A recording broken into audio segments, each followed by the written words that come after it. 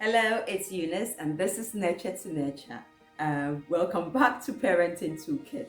Okay, I was speaking with a loved one the other day, and we're talking about uniqueness and the fact that each and every one of us is unique and different, which also feeds into diversity. I mean, there's a lot of talks about diversity these days, but then we sit down and we think about it and we realize that although we talk about these things, the concept and its implication of actually living from that angle is very elusive to many people, including parents.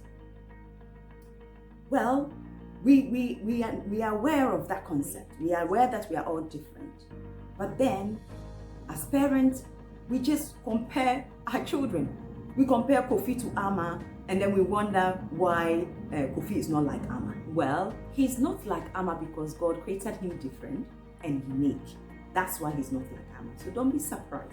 I mean, the classic example is when a friend shares their life with you. So a friend tells you their story about their children, how they're doing well in school, how they go for this extra tuition, how they do music, tuition, they play the piano, they play, probably 3 instruments, they go for swimming lesson, they do this lesson after this, all these extracurricular activities. And suddenly you feel like you're inadequate, your child is inadequate, and you don't measure up. You listen to all these things, and then you go home and then start putting the pressure on yourself and your child. You put the pressure on yourself to get, be able to put your child in the same way as your friend's child. All because you're comparing. So where is the uniqueness? And when your child is resisting, you can tell that your child has not been equipped, your child has not been designed or molded for all these things you're pushing him or her into. And even stressing yourself out in the process.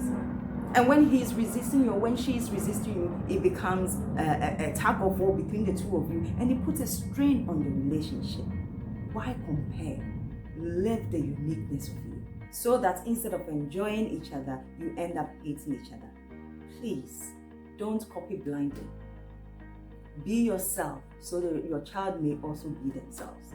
So I thought that we put a few points together for you to help you navigate situation of living the unique parents that you are, being able to also parent your child in a unique way. So point number 1, accept and acknowledge the fact that although you are aware of the uniqueness of your child, you haven't actually learned how to live this uniqueness.